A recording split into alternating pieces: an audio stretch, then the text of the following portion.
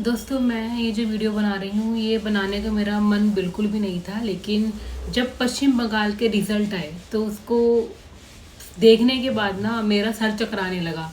तो मुझे ऐसा लगा कि ये वीडियो बनाना बेहद ज़रूरी है अब तो, क्योंकि लोगों की आंखें खोलना बहुत ज़रूरी है। क्योंकि जब तक जनता जागरूक नहीं होगी तब तक देश का कुछ नहीं हो सकता है। ऐसे ही लोग आते जाएंगे और चुनाव जीतते चले जाएंगे। वीडियो को एंड तक जरूर देखना, क्योंकि ये डीप रिसर्च के साथ मैंने वीडियो बनाई है। इसमें अपना पूरा एक दिन दिया है मैंने रिसर्च करने में। तो कोई भी अपनी अगर आप राय लिखते हैं तो वीडियो को एंड तक देखने के बाद ही अपनी राय देना। तो चलिए शुरू करते हैं। मैं आपके साथ नेहा अग्रवाल और आप देख रहे हैं डिकोड विद नेहा। दोस्तों, 2011 में वेस्ट बंगाल की राजनीति में एक ऐसी पार्टी थी जिसका नाम तक नहीं लिया जाता था, और 2026 आते आते वही पार्टी 70% स्ट्राइक रेट तक पहुंच जाती है। ये सिर्फ नंबर्स नहीं है दोस्तों, ये एक पॉलिटिकल रिवॉल्यूशन की कहानी है। दोस्तों, बंगाल जो सालों तक रीजनल पॉलिटिक्स का गढ़ रहा है, वहां आखिर ऐसा क्या हुआ कि पूरी पावर इक्वेशन बदल गई है। आज हम 2011 से लेकर 2026 तक के डेटा के जरिए समझेंगे राइज, फॉल और कंप्लीट ट्रांसफॉर्मेशन की ये कहानी।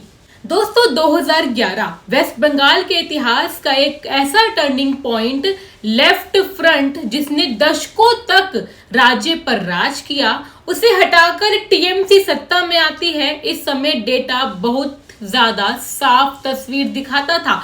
टीएमसी का स्ट्राइक रेट 81.4% था, यानी जहां जहां लड़ी वहां भारी जीत हासिल करी। दूसरी तरफ बीजेपी का स्ट्राइक रेट 0% रहा है, मतलब ग्राउंड पर कोई प्रेजेंस नहीं है। सीपीएम 19% पर और कांग्रेस 63.6% पर थी, लेकिन लिमिटेड सीटों पर।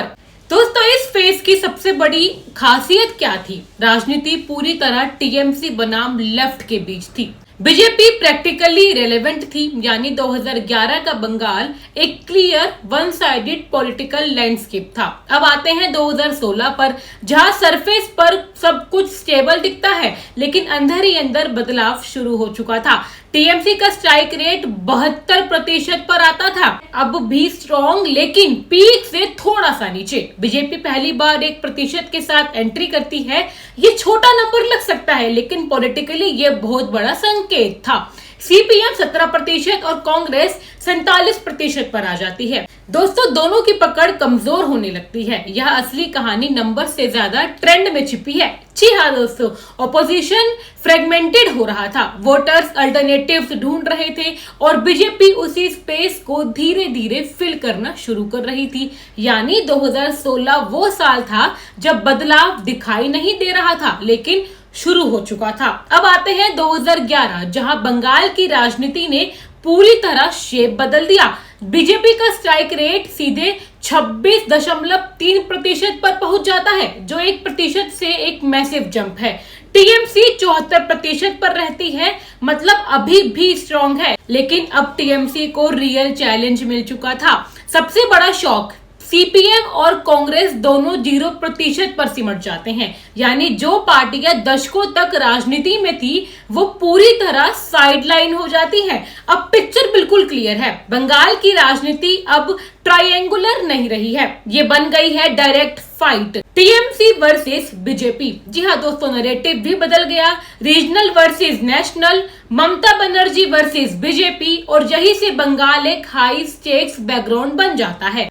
दोस्तों, 2021 के बाद ये साफ हो गया कि बीजेपी अब फ्रिंज प्लेयर नहीं रही है, बल्कि मेन चैलेंजर है। और अब आते हैं 2026। जी हाँ दोस्तों, अब हम आपकी बात करते हैं, जहां डेटा पूरी कहानी को पलट देता है। बीजेपी का स्ट्राइक रेट 69.4% तक पहुंच जाता है, जो किसी भी पॉलिटिकल स्टैंडर्ड से बेहद हाई है। दूसरी तरफ टीएमसी 30% पर गिर जाती है, यानी डोमिनेंस से सीधा डिफेंस पोजीशन पर। सीपीएम और कांग्रेस लगभग 1% के आसपास रह जाते हैं। मतलब प्रैक्टिकली रेलेवेंट। यहाँ एक चीज समझना बहुत जरूरी है दोस्तों, स्ट्राइक रेट का मतलब है जितनी सीटों पर पार्टी लड़ती है उनमें जीत का प्रतिशत कितना रहा है। तो 69% का स्ट्राइक रेट दिखाता है कि बीजेपी ने बहुत स्ट्रेटेजिकली कंटेस्ट किया है, कम सीटों पर फोकस करके ज्यादा जीत हासिल की है। इस फेस में 3 चीजें साफ नजर आती हैं। बीजेपी का ग्राउंड नेटवर्क बहुत मजबूत हुआ है, वोट कन्वर्सेशन बेहद एफिशिएंट हुआ है, ऑपोजिशन पूरी तरह फ्रेगमेंटेड हो चुका है और सबसे इंपॉर्टेंट बात, बंगाल की राजनीति का पावर सेंटर शिफ्ट हो गया है।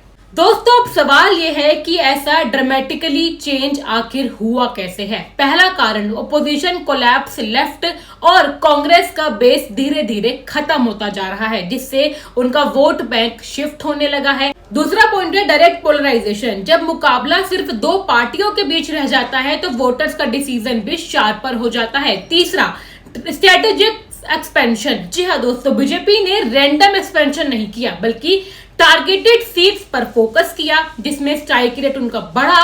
चौथा पॉइंट है एंटी इनकम्बेंसी।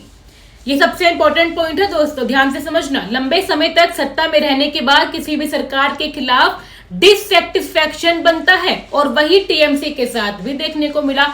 5वां पॉइंट है नरेटिव बिल्डिंग पॉलिटिक्स। सिर्फ नंबर्स का खेल नहीं है दोस्तों, नरेटिव भी इक्वली पावरफुल होता है और यहाँ बीजेपी ने अग्रेसिव नरेटिव बिल्ड किया है। इन सभी फैक्टर्स ने मिलकर एक ऐसा एनवायरनमेंट क्रिएट किया जिसमें शिफ्ट इनएविटेबल हो गया। लेकिन क्या इसका मतलब ये है कि बंगाल पूरी तरह बदल गया है? जरूरी नहीं है दोस्तों, क्योंकि स्ट्राइक रेट हाई होना और ओवरऑल डोमिनेंस होना अलग चीजें होती हैं। रीजनल आइडेंटिटी अब भी बंगाल की राजनीति का बड़ा फैक्टर है। टीएमसी के पास अभी भी स्ट्रॉन्ग ग्रास रूट्स नेटवर्क है और कमबैक की पोटेंशियल बनी हुई है। लेकिन एक चीज अब परमानेंटली बदल चुकी है। बंगाल अब 1 पार्टी डोमिनेटेड स्टेट नहीं रह गया है, वह एक कॉम्पिटिटिव बैटल ग्राउंड है जहां हर इलेक्शन हाई स्टेक्स पर लड़ा जाता है। 2011 में जहां बीजेपी 0 थी, आज वही पार्टी पावर इक्वेशन डिफाइन कर रही है और यही इस पूरे डेटा की सबसे बड़ी कहानी है दोस्तों। पॉलिटिक्स में कुछ भी परमानेंट नहीं होता है। आपके हिसाब से क्या ये ट्रेंड आगे भी जारी रहेगा या बंगाल फिर से पलटेगा? कमेंट में जरूर बताना। और अगर आपको ऐसे डीप पॉलिटिकल एनालिसिस पसंद आए हो तो चैनल को सब्सक्राइब करिएगा और वीडियो को शेयर करना बिल्कुल मत भूलिएगा। मैं थी आपके साथ नेहा अग्रवाल और आप देख रहे थे डिकोड विद नेहा। जय हिंद, जय भारत।